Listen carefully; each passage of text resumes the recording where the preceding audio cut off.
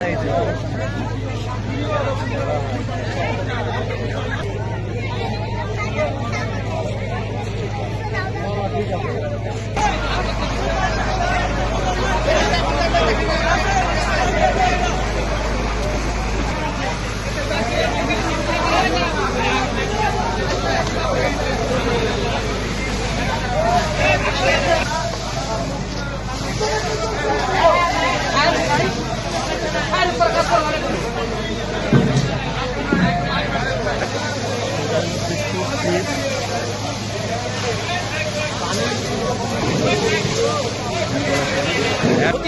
পাশে হয়েছে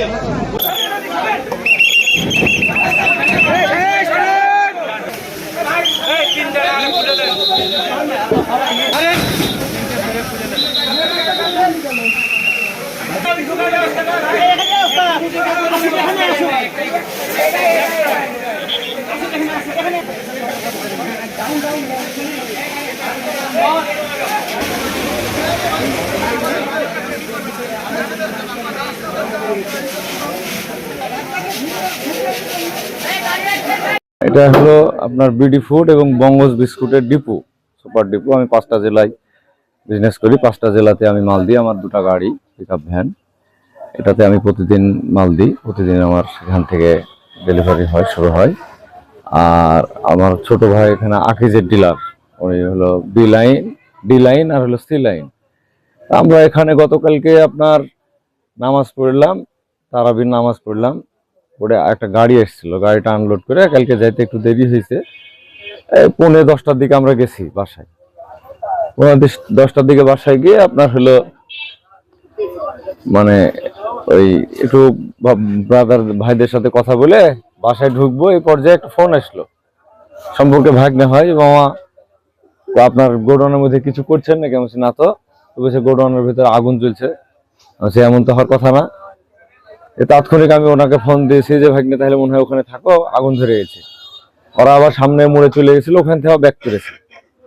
এসে আপনার এই লক খুলে দেখছি যে মানে ভয়াবহ আগুন।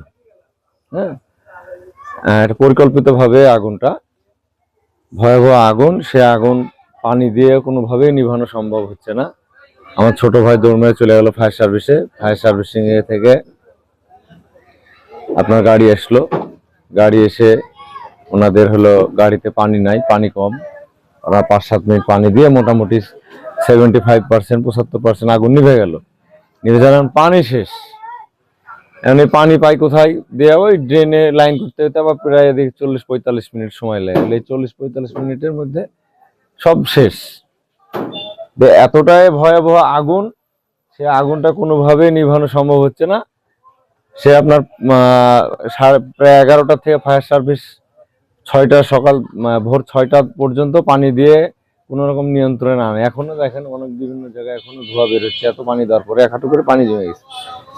কিন্তু আমরা মনে করছি যে এটা হয়তো মনে করছিলাম যে দুর্ঘটনা হতে পারে, কিন্তু এই দুর্ঘটনায় এত ভয়াবহ আগুন হওয়ার কোনোদিনই সম্ভব না।